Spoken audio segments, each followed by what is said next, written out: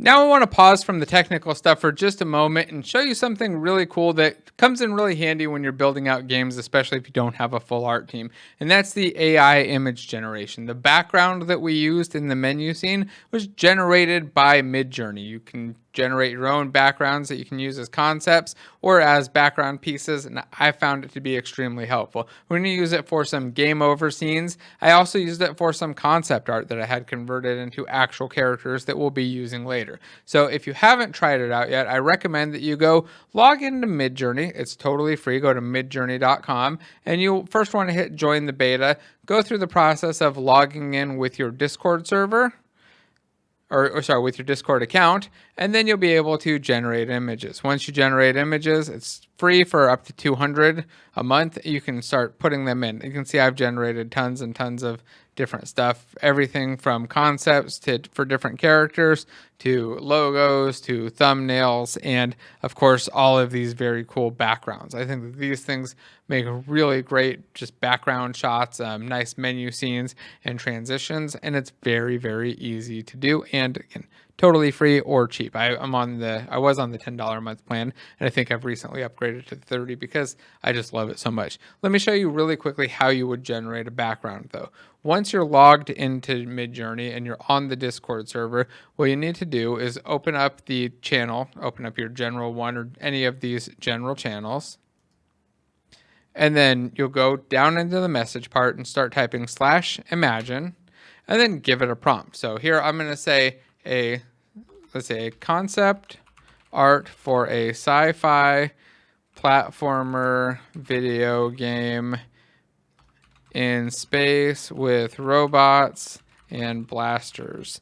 And then we'll do a double dash AR 3:2 to get a wider aspect ratio. This will give me a 3:2 aspect ratio, and it's going to generate an image. And you're going to see a bunch of other people's images flying up and generating as it's waiting to generate mine. You can see it still says it's waiting to start, and other people's things are popping up that they've generated. Everything from a bird to an armadillo, skydive, black pin draw, I don't know, all kinds of different stuff. You'll see tons and tons of different things, but you can see that my concept art is starting to appear, and it's just loosely showing up. It's going to get more and more detail. It's at 62%. When it gets to 100%, we should have some pretty nice detailed versions of it. Let's see. 93, we're almost there. I'm already liking like this top right one. So once it's done, it's going to send me a new message, and it'll be down here. And then I've got a couple options. I can see the image just by clicking on it and see these are my 4 different variations. It's like, okay, I think I want to use this one. I kind of like this one, or maybe I like this for this first one because I kind of like the second one. It's pretty cool. It's this weird giant robot in the background. So if I want to make a bigger version of that, I can hit U2, and it'll upscale that one and give me a nice big wide 1080p version of it. Or I can upscale number 1. Or if I maybe want variations of number 1, maybe I like number 1, but I want to see a couple different versions of it, I can hit that V1 and then hit submit. Or if you don't have it by default, you don't even have to hit submit. Just hit V1 and it'll pop up. Or I can hit this button and just generate a whole bunch of new ones. This will actually generate me 4 new ones. So I have to scroll down to find the messages. But eventually I'll see my messages pop up here with the upscaled versions of the graphics and then the new ones and the new variations.